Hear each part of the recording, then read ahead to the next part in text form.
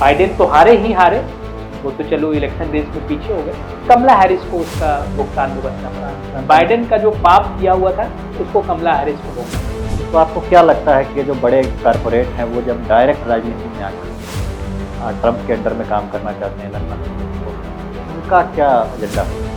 ये इतना जो क्लोज जो कनेक्शन जो इनका बन रहा है, तो इस कनेक्शन का बहुत जल्दी ही इसका उत्तर दे दिया डोनाल्ड ट्रंप।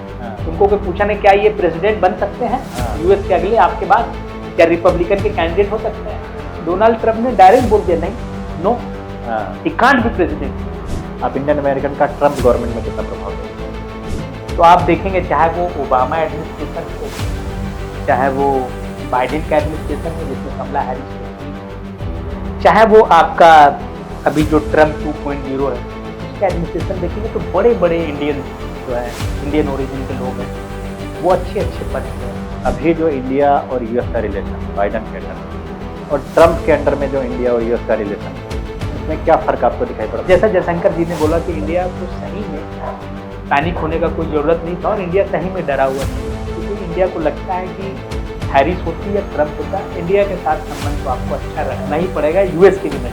यूएस जितने भी मल्टीनेशनल ऑर्गेनाइजेशन में है उसमें यूएस का ही पैसा खर्च हो रहा है और यूएस का पैसा $बिलियन में जाता है और यूएस के सिटीजन का नुकसान। चाइना में हम सुने हैं कि चाइना के लोग बहुत ज़्यादा डरे थे, इसको जरा समझाइए। माना जाता है कि 7 से 8 लाख इंडियन इलीगल रूप से रह रहे हैं अमेरिका में। सच पूछिए तो ट्रंप जैसा व्यक्ति को चुनाव इतना नहीं चाहिए था यूएस में।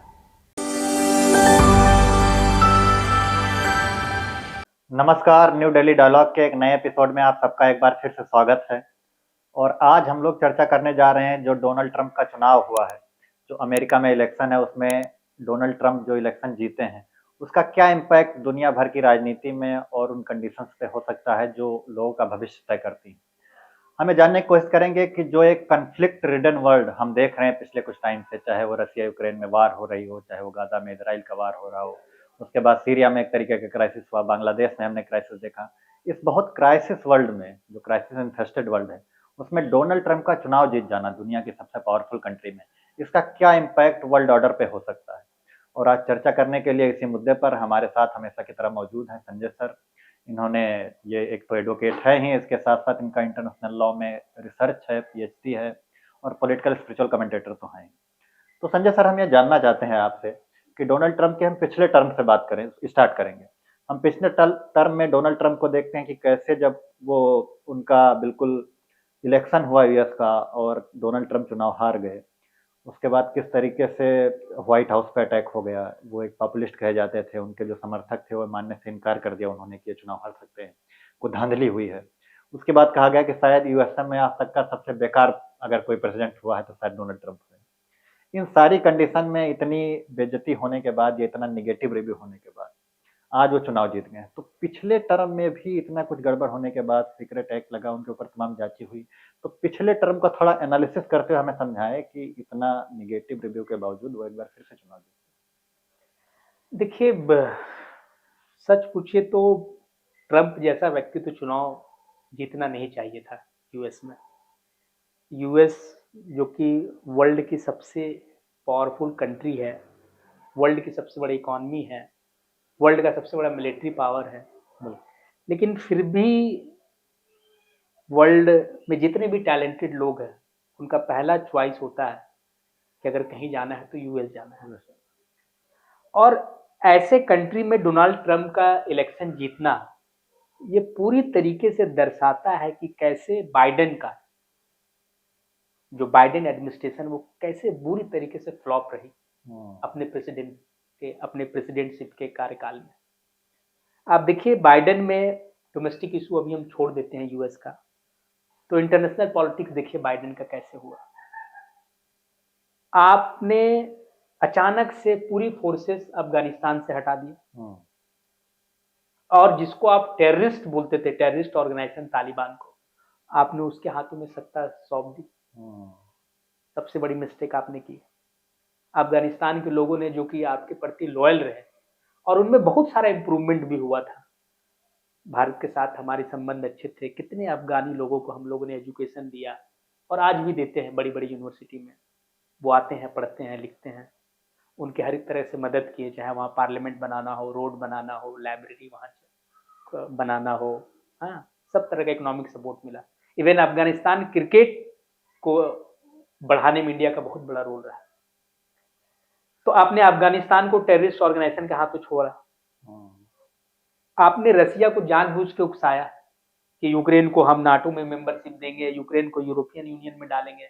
रसिया ने मॉडर्न वर्ल्ड में देखा है तो सबसे मतलब डिजास्टर वॉर रसिया ने लड़ा यूक्रेन को अटैक करके, आप बोल सकते हैं बहुत बड़ा डिजास्टर।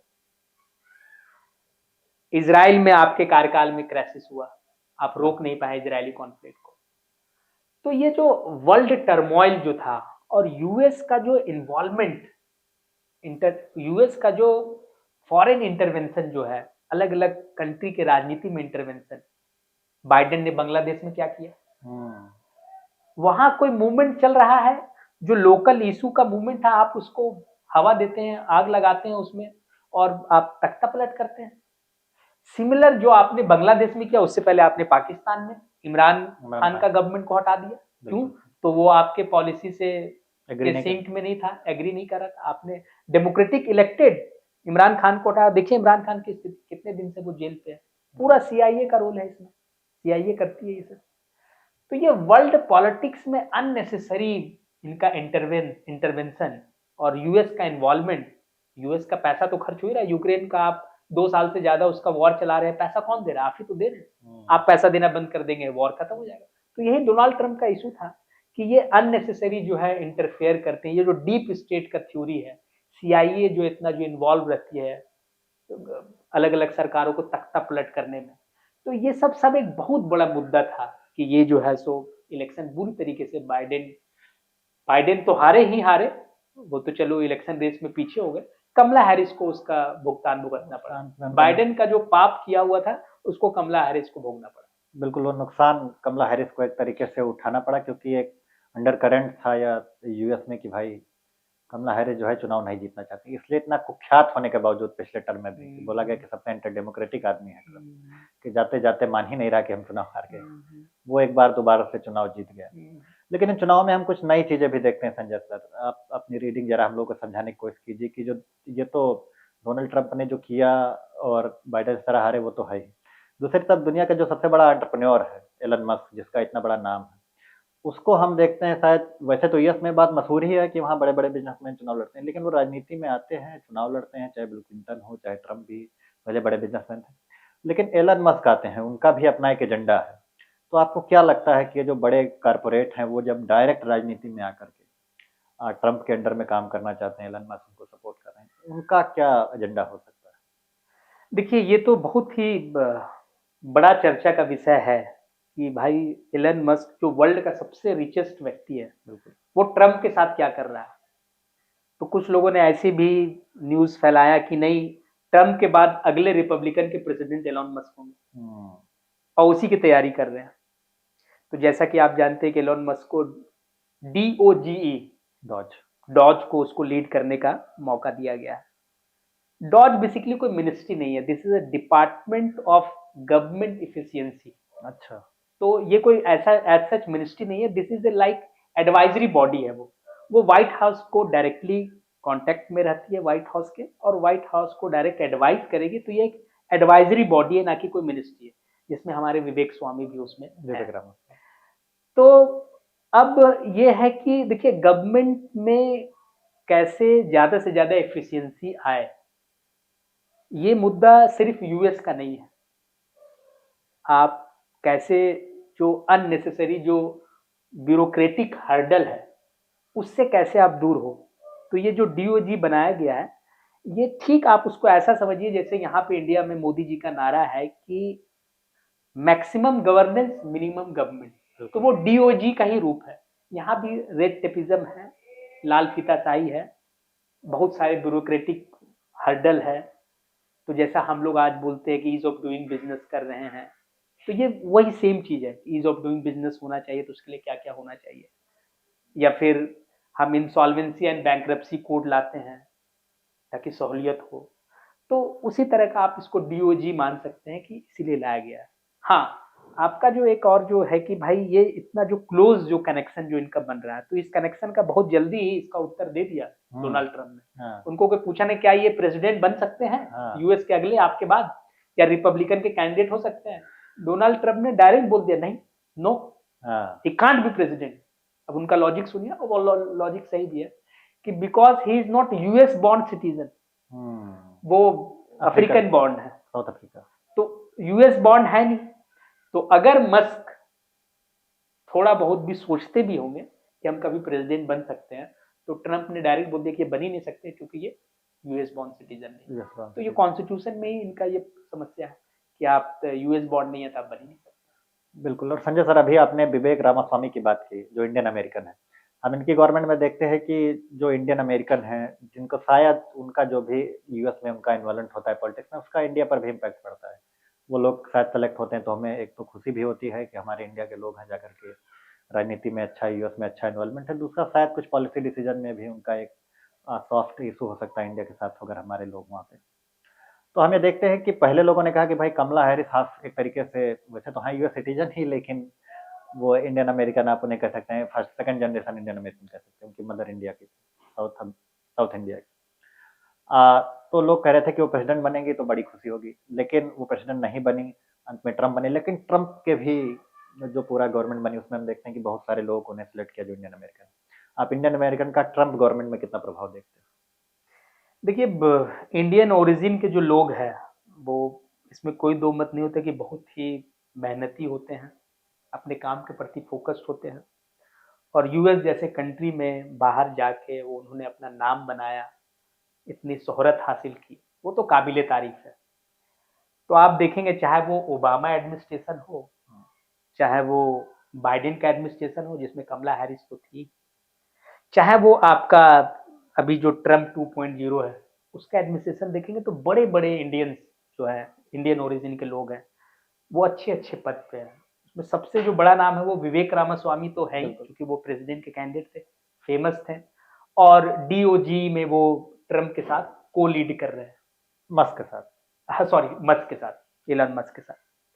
दूसरा काश पटेल, जो इंडियन ओरिजिन और एफबीआई के डायरेक्टर है। एफबीआई एक, जैसे हमारे यहाँ सीबीआई है, तो ऑलमोस्ट सीबीआई से ज्यादा इंडिपेंडेंट और ज्यादा पावरफुल मानी जाती है एफबीआई यूएस, उसके डायरेक्टर है। फिर उसके बाद एक लेडी है ढिल्लन, हरमीत ढिल्लन, वो असिस्टेंट अटॉर्नी जनरल है, अच्छा, फॉर सिविल राइट, वो भी है। फिर उसके बाद national institute of health insurance है, उसके भी एक जय भट्टाचार्य, अच्छा, वो भी इंडियन ओरिजिन है। फिर एक आर्टिफिशियल इंटेलिजेंस में व्हाइट हाउस के एडवाइजर बने अभी नए, साउथ इंडिया से उनका ताल्लुक रहता है, कोई कृष्णन।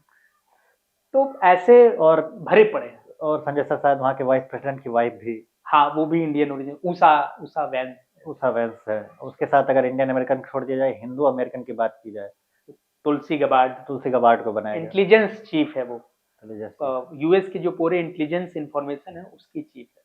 तो काफी लोग हैं जो कहीं ना कहीं इंडियन ओरिजिन है, या फिर तुलसी गबार्ड तो हालांकि इंडियन ओरिजिन नहीं है, लेकिन उन्होंने हिंदुइज्म को फॉलो करती, हिंदू इस्कॉन से दीक्षित है और हिंदू रिलीजन को फॉलो करती है, और वो एक तरीके से बनी। तो हम कह सकते हैं कि ट्रम्प एडमिनिस्ट्रेशन में भी जो आने वाला है, अभी तो खैर इलेक्शन जीतते हैं, अभी वो प्रेसिडेंट बनने नहीं, जनवरी में बनेंगे, लेकिन उसमें भी जो इंडियंस है उनका काफी प्रभाव इंडियन अमेरिकन का रहेगा। अब जरा हम संजय सर ये डिस्कस करना चाहते हैं कि ट्रम्प जब उनका ये कार्यकाल शुरू होगा, ये टर्म उनका स्टार्ट होगा जनवरी से, 4 जनवरी के आसपास के बाद से, तो उस कार्यकाल में वो क्या क्या करेंगे, अभी तो खैर बातें हो रही हैं। तो जरा हमें समझने की कोशिश करेंगे कि अभी जो इंडिया और यूएस का रिलेशन है बाइडेन के अंडर में, और ट्रम्प के अंडर में जो इंडिया और यूएस का रिलेशन होगा, उसमें क्या फर्क आपको दिखाई पड़ता है? क्योंकि जयशंकर का एक बयान था, शायद आपको भी याद होगा, कि वो कह रहे थे कि भाई दुनिया के बहुत सारे नेता हैं, ट्रम्प आ रहा है तो डरे हुए हैं, लेकिन इंडिया बिल्कुल भी नहीं डरा हुआ। आप कैसे रीड करते हैं? देखिए, इसमें तो दो मत नहीं है कि ट्रम्प जो है वो बहुत अनप्रिडिक्टेबल मैन है, वो उनको कोई प्रिडिक्ट नहीं कर सकता है। अच्छा, ट्रम्प का बेसिकली इंटरनेशनल इंस्टीट्यूशन में कोई विश्वास पहले टर्म में भी नहीं था, दूसरे टर्म में भी नहीं रहेगा। इंटरनेशनल इंस्टीट्यूशन मतलब जो मल्टीलेटरल इंस्टीट्यूशन है, जैसे WHO हमेशा हम लोग बात करते हैं WHO, यूनाइटेड नेशन, या फिर आपका G20, हाँ G7, जो क्लाइमेट चेंज में जो हम लोग कॉप के बारे में बात करते हैं। COP। तो बेसिकली ट्रम्प का ये उसका शुरू से मानना है कि यूएस जितने भी मल्टीनेशनल ऑर्गेनाइजेशन में है उसमें यूएस का ही पैसा खर्च हो रहा है और यूएस का पैसा बिलियन डॉलर्स में जाता है और यूएस के सिटीजन का नुकसान होता है। तो आप देखेंगे पेरिस क्लाइमेट ट्रीटी पहला जब ट्रम्प जब बने प्रेसिडेंट तो उन्होंने विड्रॉ कर लिया। क्यों? तो चूंकि जो भी हमारे जैसे जो डेवलपिंग कंट्रीज है वो हम लोग बोलते हैं कि आपको transfer of technology develop country को करना है जिससे हम पॉल्यूशन से निजात पाए। दूसरा, $100 बिलियन आपने जो प्रॉमिस किया वो देना होगा ताकि हम लोग जो है अपने हिसाब से कार्बन एमिशन को कम करें। ट्रम्प पूरी तरह से इसके अगेंस्ट में, चाहे वो WTO में जजेस का अपॉइंटमेंट रोक देना हो, वर्ल्ड ट्रेड ऑर्गेनाइजेशन में, चाहे वो ट्रांस पैसिफिक पार्टनरशिप था उसको कैंसिल करना हो, वो ट्रम्प पहले टर्म में किए। तो ट्रम्प जैसा पहले टर्म में थे वैसा ही रहेंगे। यूएस मैक्सिको बॉर्डर पे वॉल बनाना हो, एक एस्टिमेट के हिसाब से माना जाता है कि 7 से 8 लाख इंडियन इलीगल रूप से रह रहे हैं अमेरिका में। तो इस मामले में ट्रम्प बहुत सख्त है क्योंकि मैक्सिको के बाद और एक आध कंट्री है जिसमें तीसरा सबसे बड़ी इलीगल इमिग्रेंट का संख्या इंडिया का। तो इसमें एक थोड़ा चिंता का विषय है। तो ट्रम्प बेसिकली जैसा पहले कार्यकाल में थे वैसा ही रहेंगे और जैसा हमने बताया कि वो मल्टीलेटरल इंस्टीट्यूशन के फेवर में 1-to-1 फ्रेंडशिप चाहते हैं, 1-to-1 टॉक में विश्वास करते हैं। जैसे इंडिया है तो इंडिया के साथ हमारा संबंध गिव एंड टेक का रहेगा।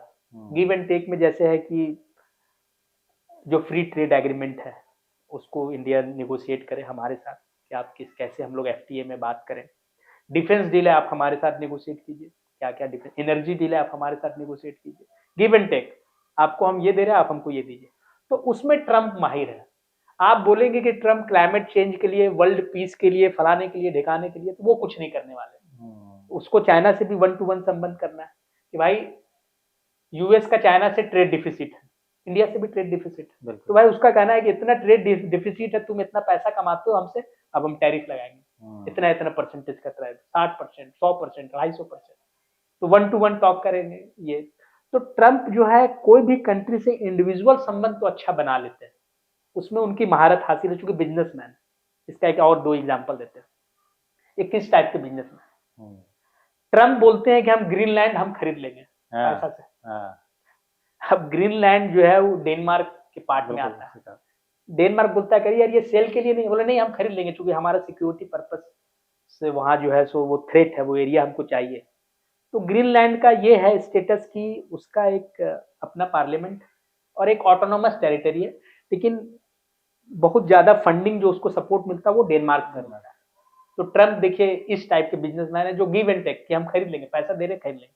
ऐसा कोई शायद ही प्रेसिडेंट है जो आज के डेट में मॉडर्न एरा में मिडियावल में या फिर इससे पहले तो बोलता है, वर्ल्ड वार के पहले तो बात आज भी बोलता नहीं हम खरीद लेंगे ये क्षेत्र को, ये टेरिटरी खरीद लेंगे। ग्रीनलैंड ही नहीं बोलता है, पनामा जो कैनल है उसको भी खरीद लेंगे क्योंकि उसको बनवाया यूएस वगैरह नहीं, उनको बनवाया था पनामा कैनल, बोले उसको भी खरीद। और सोचिए अगर ऐसे बिजनेसमैन अगर जब लीडर बनते प्रेसिडेंट तो क्या हालत होता है। वो कनाडा को ऑफर कर रहे कि कनाडा को बनना चाहिए as a US state, 51th US state of United State of America, और द ग्रेट कनाडा का गवर्नर होना चाहिए ट्रूडो को। तो ये तो ट्रम्प है। बिजनेसमैन को जो आप प्रेसिडेंट बनाते हैं तो यही हालत होता है। तो इनका गिव एंड टेक वाला रिलेशन है। इनको world community, international community, internationalism से इनको कोई मतलब नहीं है। आप हमारे साथ अच्छा करेंगे, हम भी आपके साथ अच्छा करेंगे, इससे वर्ल्ड पीस होगा, क्लाइमेट जो चेंज हो रहा है उसको ठीक होगा, उनसे उनको कोई मतलब नहीं। या जो ग्लोबलाइजेशन का जो दौर है, लिबरलाइजेशन का जो दौर है, इसमें वर्ल्ड इकोनॉमी कैसे अच्छा होना चाहिए, कहीं रिसेशन नहीं होना चाहिए, उनसे उनको ये मतलब, उनको बस यूएस से मतलब है और यूएस के लोगों से। इसके लोगों से मतलब है। संजय सर आपने भी उसके बारे में बात की कि चाइना से और इंडिया से क्या रिलेशन होगा। क्या चाइना पे जो उनके एक्शन होंगे शायद वो उनसे बहुत ज्यादा नाराज हैं, ज्यादा इंडिया से भी टैरिफ पे लोग नाराज रहते हैं। आपको लगता है कि इस इकोनॉमिक रिलेशन को, अगर हम आर्थिक रिश्ते को देखें, आपको लगता है कि वो चाइना को कमजोर करेंगे आर्थिक रूप से, जिससे भारत को फायदा हो सकता है? ये एक बहुत बड़ा पॉजिटिव इंडिया में माना जाता है कि चाइना के जो प्रोडक्ट हैं उन पे बहुत बड़ा टैरिफ लगेंगे, क्योंकि जयशंकर की मैंने बात की कि वो तो कह रहे हम नहीं डरे हुए हैं, लेकिन चाइना में हम सुने हैं कि चाइना के लोग बहुत ज़्यादा डरे हुए हैं ट्रम्प के आने से। इसको ज़रा समझाइए। हाँ, देखिए, बगैर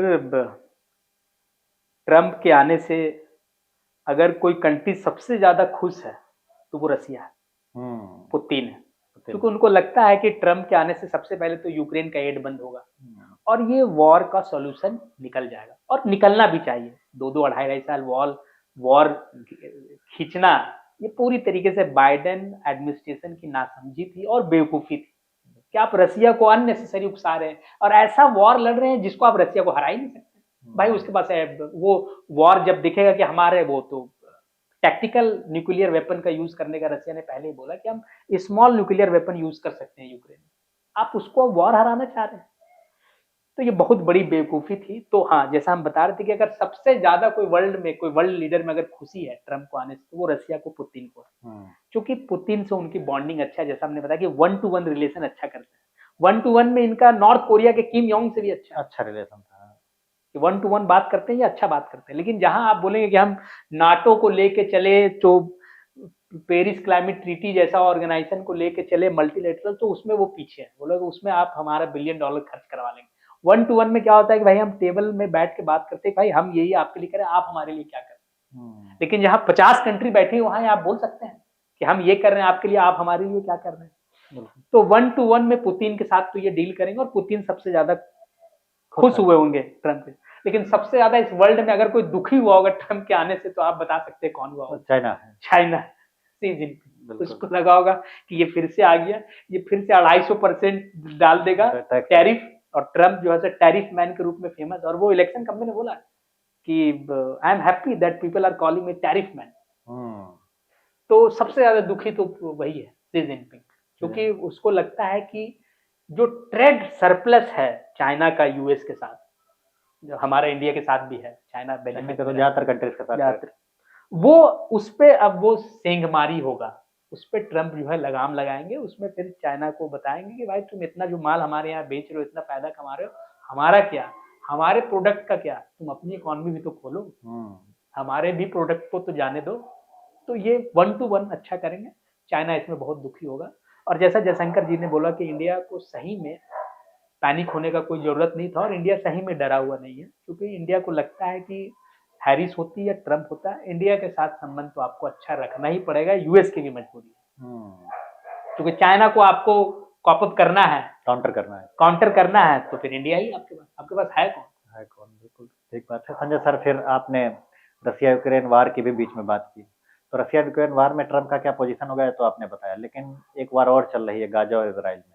इसराइल के बारे में कहा जाता है कि यूएस का हमेशा से क्लोज रहा है, तो यहाँ पर ट्रम्प का क्या स्टेक होगा यूएस और इसराइल? क्या इसे भी वो जल्द से जल्द खत्म करने की कोशिश करेंगे, इसराइल को एड देना बंद कर देंगे, क्या पोजीशन होगी? देखिए, जहां रसिया यूक्रेन वॉर में जहां ट्रम्प पूरी तरीके से यूक्रेन के प्रेसिडेंट जेलेंस्की के अगेंस्ट है, और पूरी तरीके से अगेंस्ट है कि हम अपना $1 बिलियन तुमको नहीं भेजेंगे और खर्च नहीं करेंगे तुम्हारी लड़ाई के चलते, ठीक अपोजिट है इसराइल के साथ। अच्छा, इसराइल के साथ तो ऐसा है कि हैरिस और बाइडेन से के कंपेयर में ट्रम्प ज्यादा इसराइल के फेवर में है। अच्छा। ट्रम्प जो है सो वो इसराइल को ब्लाइंडली सपोर्ट करता है, और इसराइल का प्रभाव बढ़ेगा ट्रम्प के आने से। मिडिल ईस्ट में प्रभाव बढ़ेगा। उसका 2-3 एग्जाम्पल बताते हैं। ट्रम्प कभी नहीं चाहता है कि ईरान से न्यूक्लियर डील हो, वो जब आए थे तो कैंसिल ही कर दिया। बाइडेन हमेशा चाहते थे कि नहीं, पीसफुल पर्पस के लिए आप न्यूक्लियर वेपन, आप जो आपका न्यूक्लियर रिएक्टर आप चला सकते हो। बिल्कुल। ट्रम्प बोलता है कि नहीं, ये न्यूक्लियर डील ही नहीं होना चाहिए, ईरान को किसी भी तरह से कोई अधिकार नहीं होना चाहिए न्यूक्लियर रिएक्टर चलाने का। तो उसमें क्या है, क्यों ट्रम्प इतना अगेंस्ट में है? इसराइल एक कारण है, क्योंकि इसराइल सबसे बड़ा दुश्मन मानता है तो ईरान को मानता है। पहला एग्जाम्पल। दूसरा, जो सीरिया में जो अभी तख्ता पलट हुआ है, तो सीरिया में एक एरिया है गोलन हाइट, वो एरिया है वो इसराइल ऑक्युपाइड किए हुए, और ट्रम्प पूरी तरह से ब्लाइंडली सपोर्ट करते हैं कि नहीं, इसराइल का ही एरिया, इसराइल रहेगा। तीसरा, इसराइल में यूएस ने अपना एम्बेसी को शिफ्ट कर दिया जेरूसलम में, जिसके बहुत सारे गल्फ कंट्री के लोगों ने भी क्रिटिसाइज किया पूरी मुस्लिम कि कंट्री भाई ये क्या है, आपने क्या कर रहे हैं, तल अवीव से आपने जेरूसलम क्यों? वो ट्रम्प ने किया। तो ट्रम्प कहीं ना कहीं बहुत बड़ा सपोर्टर है इजराइल का, और कंपेरेटिवली बाइडेन और कमला हैरिस उनके सामने कुछ नहीं। तो इजराइल का प्रभाव बढ़ेगा, ईरान को बहुत मुश्किल होगी मिडिल ईस्ट में, और इस तरीके से पॉलिटिक्स चलेगा। आपको लगता है कि इजराइल अपना वार बढ़ाते हुए पूरे उस जिसे वो ग्रेटर इजराइल कहते हैं उस पर पूरा कब्जा कर लेगा ट्रम्प के राज में, और शायद बाकी कंट्रीज जो है कुछ नहीं कर पाएंगे, कुछ वैसा नहीं हो कर सकता है पाएंगे, ट्रम्प के राज में? और इजराइल की जो भी मंशा है वो ट्रम्प एडमिनिस्ट्रेशन में वो पूरा पूरा करेगा। उसमें करेगा। कोई चेक्स एंड बैलेंस नहीं है। बाइडेन और कमला हैरिस एक प्रॉपर चेक्स एंड बैलेंस रखती थी। जैसे बाइडेन और कमला हैरिस का बोलना two state theory, two state solution में फिलिस्तीन और इजराइल दोनों ही को एग्जिस्ट करें। ट्रम्प इस मामले में क्लियर नहीं है, उनको सिर्फ इजराइल से मतलब है, बाकी किसी से मतलब नहीं। और इजराइल के इतने ब्लाइंड सपोर्ट का कारण आप क्या देखते हैं ट्रम्प का? कोई जूइश लॉबी, बड़ी बिजनेसमैन लॉबी है जूइश का, इनके तो एक दामाद ही जूइश है। हाँ, वो जेरेड कुशनर। हाँ, तो जूइश लॉबी बहुत बड़ी लॉबी है, बहुत बड़ा बिजनेस लॉबी है उनका, बड़े बड़े बिजनेसमैन है इसमें, यूएस के बड़े बड़े बिजनेसमैन है, और रिपब्लिकन को पार्टी ही माना जाता है बिजनेसमैनों को। जैसे आज इलन मस्क ब्लाइंडली सपोर्ट करता है, वैसे बड़े बड़े बिजनेसमैन इनको ब्लाइंडली सपोर्ट करते हैं, और जूस लोगों को ये नाराज नहीं करना चाहते जो कि इनसे फंडिंग आती है। और ट्रम्प एज ए बिजनेसमैन सोचते हैं, जो बोलते हैं हम ग्रीनलैंड खरीद लेंगे तो पनामा कैनल खरीद लेंगे, तो बिजनेसमैन की तरह से ही सोचते हैं, पैसा है तो कुछ भी खरीद लेंगे। पैसा है तो कुछ भी खरीद लेंगे, बिल्कुल। संजय सर, बड़ा अच्छे से आपने एक्सप्लेन किया मिडिल ईस्ट और यहाँ की सिचुएशन को। हम थोड़ा आगे बढ़ते हैं और ये जानना चाहते हैं कि यूएस के इलेक्शन में इस बार एक बहुत बड़ा मुद्दा इमिग्रेशन था वहाँ पे। ट्रम्प को मुझे लगता है आधे से ज्यादा चुनाव उन्होंने इमिग्रेशन पर ही लोगों को सेंटिमेंट कर करके चुनाव जीता है कि अरे बाहर से लोग आए हैं, यहाँ पे बिल्ली खा रहे हैं, बकरी खा रहे हैं, न जाने क्या क्या मार के खा जा रहे हैं। यूरोप में भी मैंने कुछ टाइम में देखा है कि इमिग्रेशन बहुत बड़ा मुद्दा बनता जा रहा है। तो ये ट्रम्प का इमिग्रेशन पे पिछली बार भी हमने देखा वो दीवार वगैरह बना रहे थे, इस बार क्या और ज्यादा सख्त होकर कुछ और कर सकते हैं? क्या कर सकते हैं इमिग्रेशन पर? देखिए, ट्रम्प का तो मुद्दा ही इलेक्शन में यही रहा कि जैसा कि बाइडेन और कमला हैरिस का मुद्दा ये था कि जैसा हमने अभी चर्चा की कि 7 से 8 लाख इलीगल इमिग्रेंट रह रहे हैं वहाँ यूएस में, जो एक जो नॉर्मल प्रोसेस होता है उससे वो नहीं गया। तो कमला हैरिस का हमेशा से ये एजेंडा रहा डेमोक्रेट का कि जो भी इलीगल इमिग्रेंट इतने दिन से रह गए हैं उनको डॉक्यूमेंटेड किया जाए, उनको सिटीजनशिप दिया जाए। ट्रम्प हमेशा से इसके खिलाफ है, वो बोलता है कि नहीं, उनको डिपोर्ट किया जाए, वापस भेजा जाए। तो ये तो एक बहुत बड़ी मुसीबत है कंट्री जैसे इंडिया में, चूंकि हमारा भी काफी पॉपुलेशन है जो काफी लोग यूएस में है, चाहे यूरोप में है, काफी लोग जाते हैं, बड़ी कंट्री है, हमारी जनसंख्या ज्यादा है, तो लोग जाते हैं काम की तलाश में, काम करने के लिए। तो इस मामले में ट्रम्प तो हार्ड रहेंगे, इसमें कोई दो मत नहीं है। और दूसरा जो H1B जो वीजा है जो स्किल्ड वर्कर के लिए है, उसमें भी बहुत सारे रेस्ट्रिक्शन लगेगी।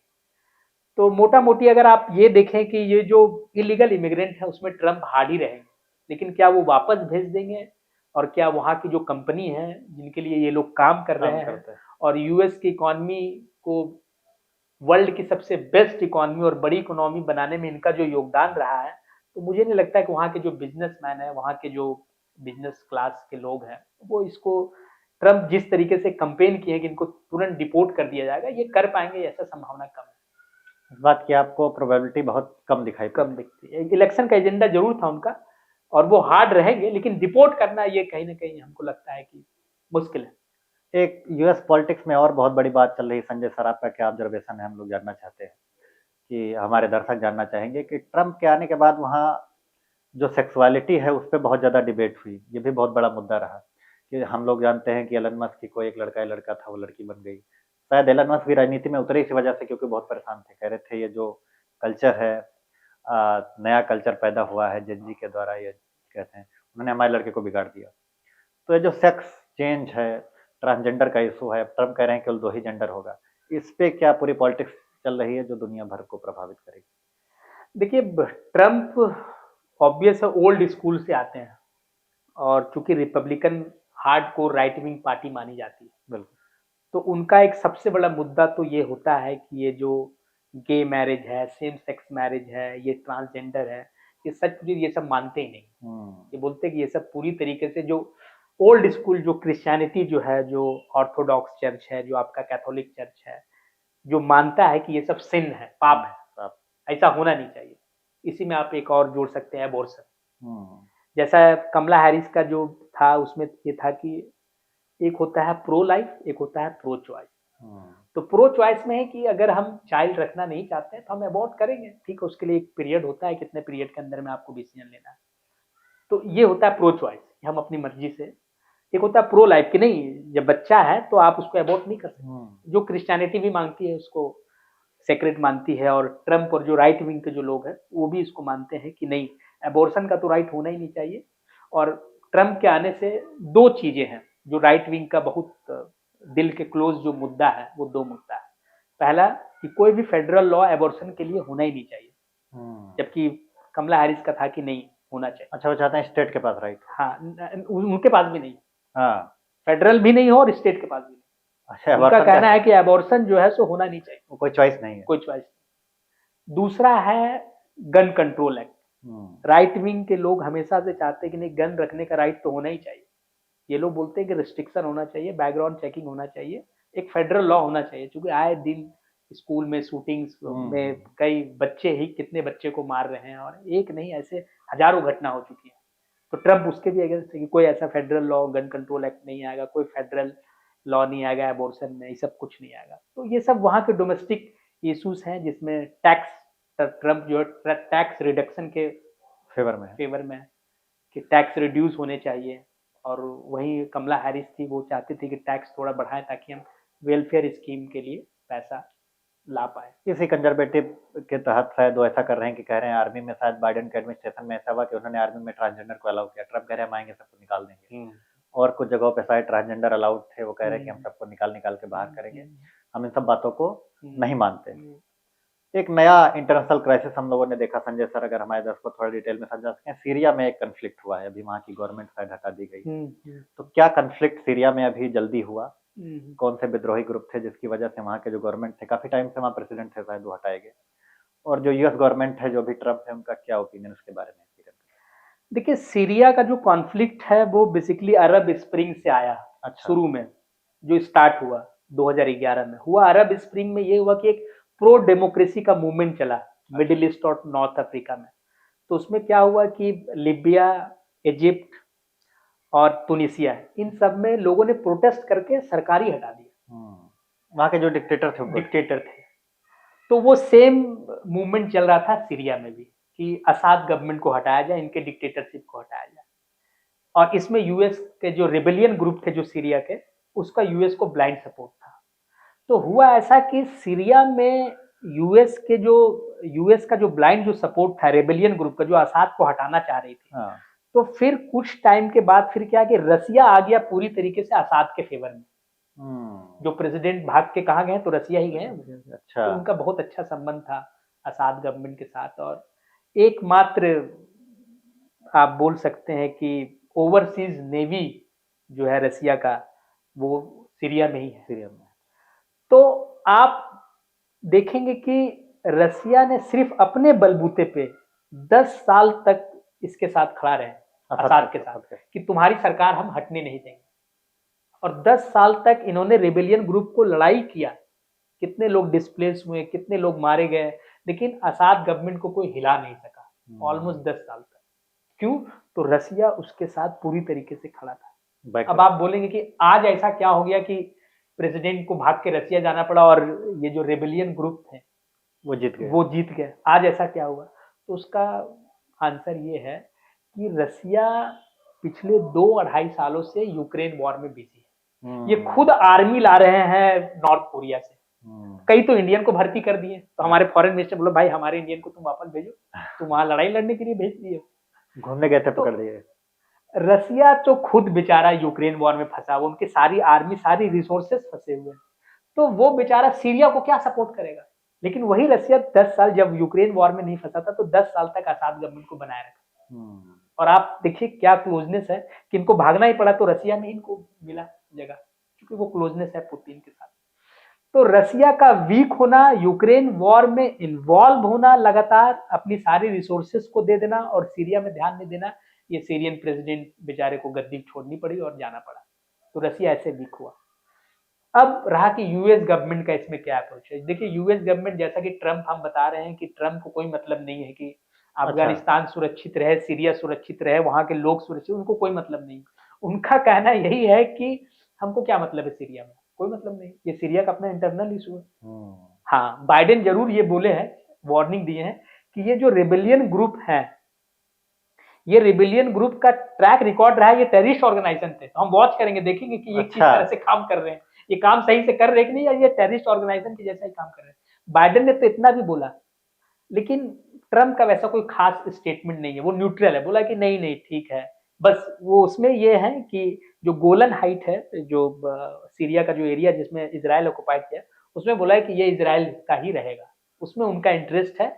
और दूसरा इंटरेस्ट ये है ट्रम्प का, क्योंकि ट्रम्प यूनाइटेड स्टेट एक ग्लोबल लीडर तो शुरू से रहा ही है, तो उसके 900 सोल्जर है सीरिया में, वो बेसिकली आईएसआईएस को कंट्रोल करने के लिए, और वो फिर से ना पनपे, उसके लिए वो 900 सोल्जर रखे हुए हैं। तो उस मामले में वो चाहेंगे कि वो उसका ऐसा ही स्टेटस को बना रहे, और आईएसआईएस जो कि सीरिया जो उसका बेस था वो दोबारा उभर ना पाए। इस इंटरेस्ट को छोड़ दीजिए तो ट्रम्प अभी बहुत ज्यादा डिसइंटरेस्टेड है कि कौन सीरिया का नया प्रेसिडेंट बनेगा। बाइडेन होते तो बड़ा इंटरेस्ट लेते, क्योंकि उनका ये काम ही रहा है। थोड़ा पॉलिटिकल माइंड के हैं तो ट्रम्प बिजनेसमैन माइंड के, तो बहुत इंटरफेयर नहीं करेंगे। संजय सर, हमने बहुत सारे कन्फ्लिक्ट के बारे में डिस्कशन किया कि क्या क्या इम्पैक्ट ट्रम्प के आने से हो सकता है। जरा हम अपने अंतिम सेगमेंट की ओर बढ़ते हैं, और हम ये जानना चाहते हैं कि हमारे दर्शक जिनको शायद इतनी अच्छे से समझ ना हो जानकारी, इनको जरा समझाने की कोशिश करें कि अभी न्यूज में लगातार बना हुआ है कि ट्रम्प ने आज इनको सिलेक्ट कर लिया, इनको सिलेक्ट किया, इनको सिलेक्ट किया। तो यूएस में एग्जीक्यूटिव अलग ढंग से काम करती है जैसे इंडिया में काम करती है। हमारे यहाँ तो जो सांसद बनते हैं मंत्री बनते हैं, तो क्या डिफरेंस है इंडियन एग्जीक्यूटिव के सिलेक्शन में और यूएस एग्जीक्यूटिव में, जरा हमारे दर्शकों को समझा। देखिए, दो तीन चीजें आपको इसमें समझना होगा।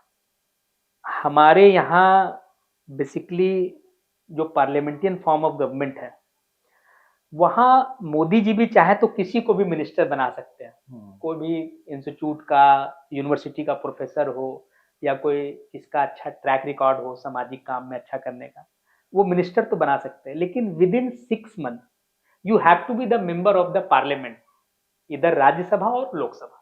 तो ये क्राइटेरिया है मिनिस्टर बनने का। इसका ठीक उल्टा है वहां ट्रम्प। ट्रम्प में क्या, वो वहां US presidential form of election में क्या है कि ट्रम्प किसी को भी चाहे, अपना रिश्तेदार को चाहे, अपना भतीजा को चाहे, भाई को चाहे, बेटी को चाहे, जिसको भी चाहे, वो मिनिस्टर, वहां सेक्रेटरी बोलते हैं मिनिस्टर, तो सेक्रेटरी बना सकता है, चाहे वो होम सेक्रेटरी हो, डिफेंस सेक्रेटरी हो, रूरल डेवलपमेंट सेक्रेटरी हो। उसके लिए उसको ना सीनेट का मेंबर होना जरूरी है, ना हाउस ऑफ रिप्रेजेंटेटिव का, पार्टी जो कांग्रेस का सदन, और पार्टी का भी मेंबर हो जरूरी है। और एक सबसे इंटरेस्टिंग बात यही है कि वो पार्टी का भी मेंबर ना हो तो भी चलेगा।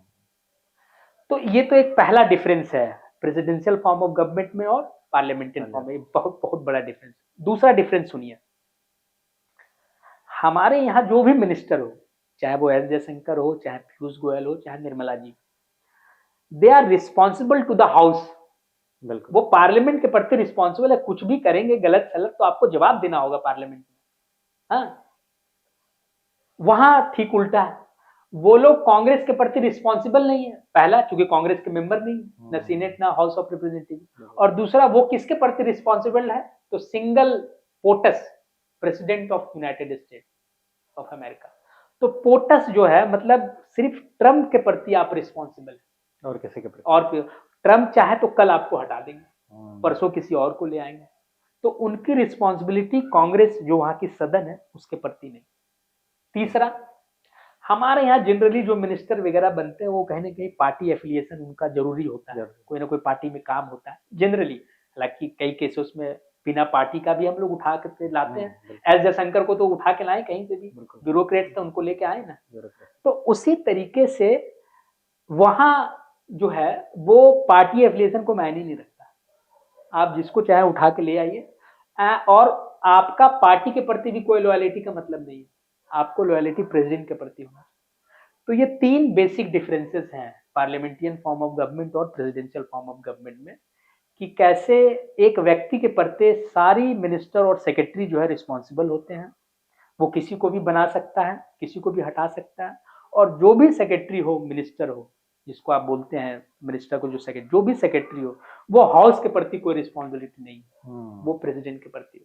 इसलिए बोला जाता है कि जो यूएस का प्रेसिडेंट है, he is the most powerful person on this planet, और on he is the most powerful person of the free world, क्योंकि इतने सारे पावर हैं उसके पास। एक डेमोक्रेटिक सोसाइटी में इतना पावर जनरली इतना होता नहीं, जैसे इंडिया में अगर प्राइम मिनिस्टर से मोदी जी के ऊपर भी आरोप लग ही जाता है, कहते हैं कि उन्होंने सारी पावर अपने कब्जे में करके रखी हुई है, वो अपने मिनिस्टर्स को इतनी पावर नहीं देते, कैबिनेट मिनिस्टर कुछ कर ही नहीं सकते।